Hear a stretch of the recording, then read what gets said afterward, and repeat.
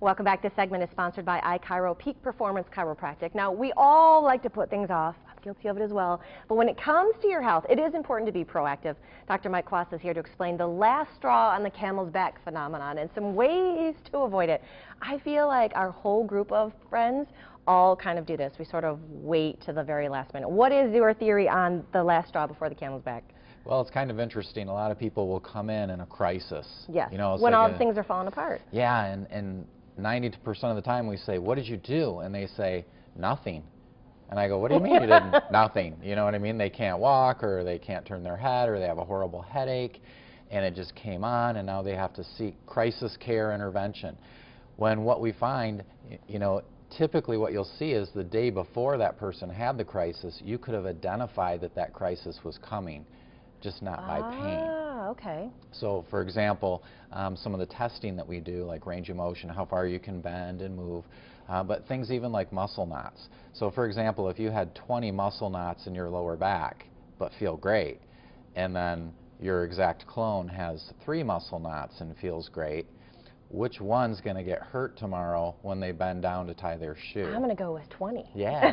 So yes. What you see is there are indicators that you can see where a person's going to have a problem before they have the problem.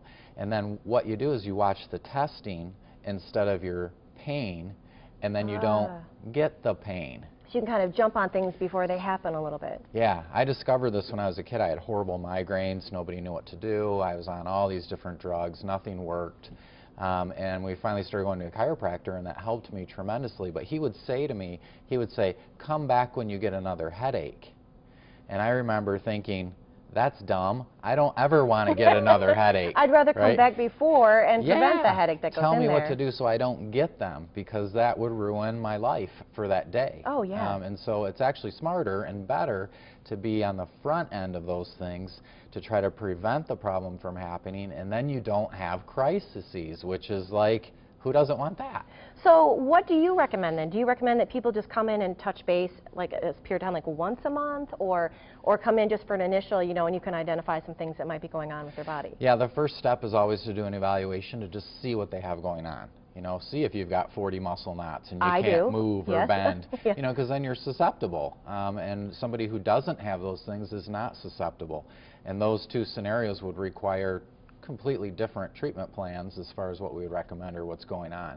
But the key is to be able to watch testing instead of just how you feel. And really that's no different than in dentistry. I mean, if you only run to the dentist, if you waited till your teeth hurt so bad that you couldn't chew and then you went to the dentist, I mean, it's going to be horrific. Or if you only get a mammogram when you feel bad, or you only get your blood pressure tested when you're feeling it. I mean, none of that works. So to think that that works with other things is just kind of not even making sense. What is the testing that you normally do?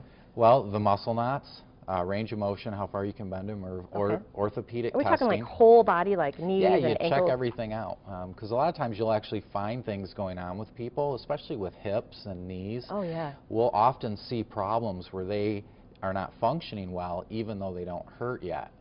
And then what people tend to do is when it does start to hurt, they just take masking medicines. Yeah, like ibuprofen, a lot of it. Yeah, and painkillers, sometimes even addictive things. And then it just gets worse and worse and worse, and then, oh, gee, your hip wore out. And it's like, well, yeah, we knew that was going to happen, you know, years before from the testing that we did that showed us you have problems coming.